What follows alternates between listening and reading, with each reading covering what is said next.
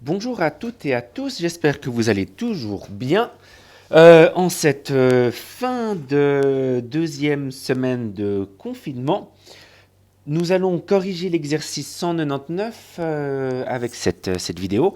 Il nous reste, je crois vous l'avoir dit dans une vidéo précédente, on aura encore un dernier exercice à faire sur la calorimétrie et on pourra adjuger que ce thème de calorimétrie est fini. On fera plutôt de la révision la semaine prochaine ou les semaines prochaines en vous donnant des dossiers de révision pour le certificat. Ça permettra peut-être aussi à ceux qui ont un peu moins bien compris la calorimétrie avant peut-être de vous lancer dans les dossiers de révision, peut-être de revoir certaines vidéos, de refaire certains exercices. Je peux vous l'annoncer, la calorimétrie est évidemment un sujet important pour le certificat.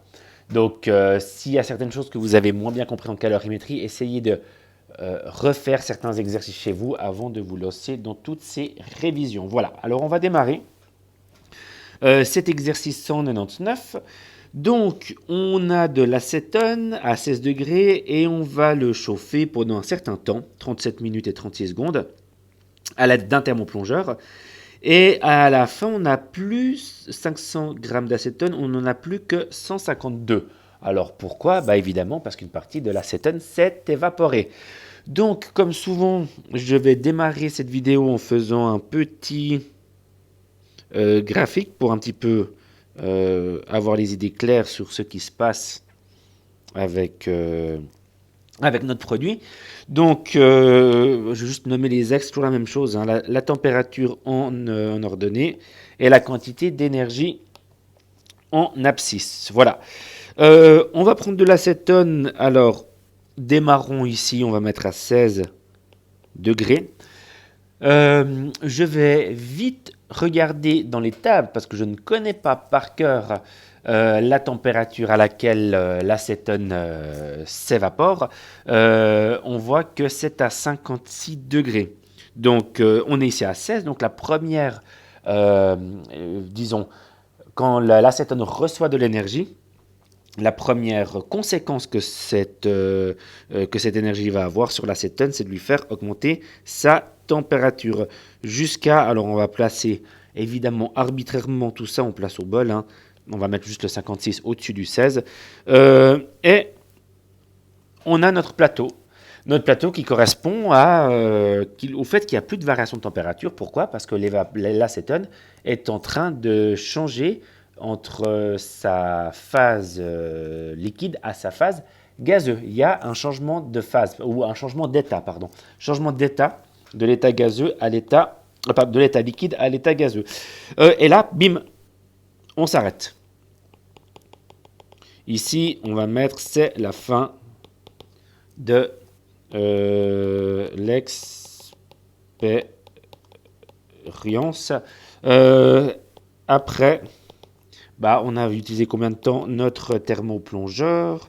37 minutes et 36 secondes. Donc, si je rajoute 2-3 petites choses là-dessus, on va faire comme ça. Je vais mettre une coupure ici pour distinguer les deux zones. La zone à gauche qui est un changement de variation de température. Donc, un seul état. L'énergie, donc l'énergie, c'est pas ma droite bleue ou mon segment bleu. Hein. L'énergie, c'est un segment horizontal. L'axe horizontal, c'est l'axe de l'énergie reçue. Donc, je vais appeler ça simplement delta Q1. Et la deuxième partie qui correspond à mon changement d'état, je l'appelle delta Q2. Moi, je pourrais écrire delta QV ou F ou O ou glace ou acétone comme vous voulez. Voilà, on peut les nommer comme ça. Et l'énergie totale,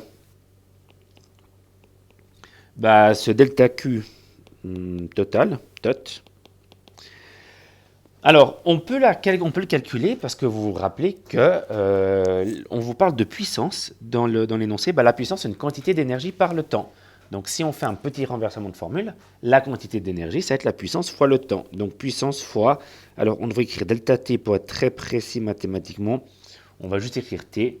On va le faire comme ça. Et là, au final, en faisant ça, j'ai fait une équation. J'ai dit que delta Q1 plus delta Q2, ça donne delta Q total. Ça, c'est notre équation. Delta Q1 plus delta Q2 est égal delta Q total. Donc, ça paraît bête à dire, mais en développant tous ces termes, normalement, on devrait arriver à une équation à une seule inconnue. Alors, ça veut dire donc que delta Q1 plus delta Q2 et delta Q total, c'est P fois T. Voilà, on va partir en réalité plutôt de cette équation-là. J'anticipe un peu la suite. Je vais faire une ligne sur la masse de l'acétone ou la masse d'acétone évaporé. Parce qu'on en aura besoin, vous allez voir. On a à la base 500 g d'acétone. Au final, il reste 152 g d'acétone. Donc, il y a combien de grammes d'acétone qui se sont évaporés? Il y a 384 grammes. Et je vais reprendre maintenant mon équation delta Q1 plus delta Q2 est égal à P fois T et je vais tout développer. Alors, delta Q2, c'est une zone sans changement d'état. Donc, la formule à utiliser, c'est M fois C fois delta T. La masse de l'acétone, 0,5, fois la chaleur massique de l'acétone, on la trouve dans les tables 2180, fois le delta T de l'acétone, on est au final à 56 degrés et on était au départ à 16 degrés. Plus delta Q2. Alors ça, c'est la partie du changement d'état. Alors, je vous rappelle que la formule, alors ici, on va utiliser la formule M fois LV. Je le rappelle à chaque vidéo, M, ce n'est pas la masse de l'acétone. C'est la masse évaporée d'acétone.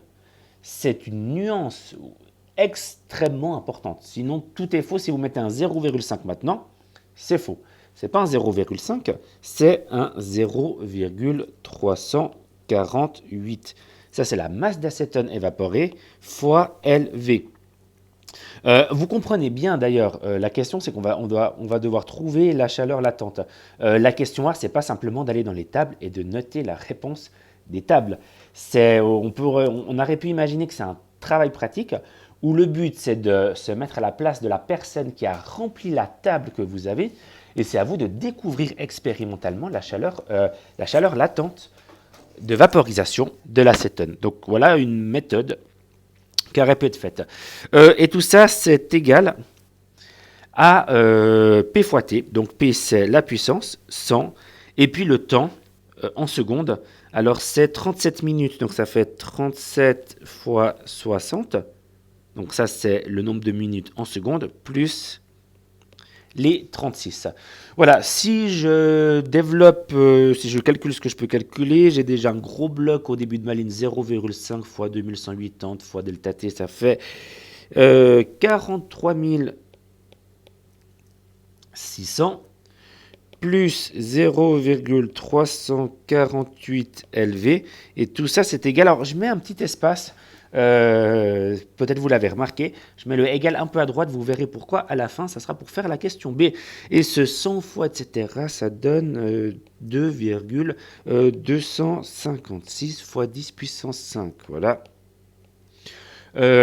J'isole le 0,348 LV, c'est égal à 2,2 fois 10 puissance 5 moins 43 000, ça fait 1,82 fois 10 puissance 5. Et je divise ce nombre par 0,348 et je trouve 5,23 fois 10 puissance 5 joules par kilogramme. Tout ça, c'est pour la question A. La réponse est juste, vous avez vos tables, vous pouvez au moins vérifier que vous trouvez quelque chose qui ressemble à ce que vous avez dans les tables. Voilà, juste autre chose, excusez-moi, je vais le faire là-dessus. Donc, je vais prendre cette place-là, je vais juste effacer, et l'équation qui est juste en bas, P fois T, si je la lis de droite à gauche, P fois T est égal à delta Q1 plus delta Q2. On aurait pu mettre toujours la même chose, la quantité, la variation d'énergie qui donne, ici c'est l'énergie électrique, P fois T, c'est égal à ce qu'il va recevoir. Donc ici, c'est delta Q1 plus delta Q2. Voilà. On aurait pu aussi partir sur cette équation-là. Cette équation, elle est égale à celle qu'il y a en dessous. Simplement, ici, on a plus une vision, on va dire, de géométrique. Hein. Cette longueur énergétique plus cette longueur énergétique est égale à cette longueur énergétique. Simplement que cette façon-là d'écrire a plus, disons, viendrait plus d'un bilan énergétique. Ce qui produit est égal à ce qui reçoit. L'énergie produite est égale à l'énergie reçue. S'il n'y a pas de rendement, d'ailleurs, on ne parle pas de rendement. Donc c'est tout bon. Je vais faire le B comme ça. Donc, comment varierait ce résultat si tu tenais compte de la capacité calorifique du calorimètre? Alors, si on a une capacité calorifique du calorimètre, bah, ici, on devrait rajouter, hop là, un plus mu fois delta T.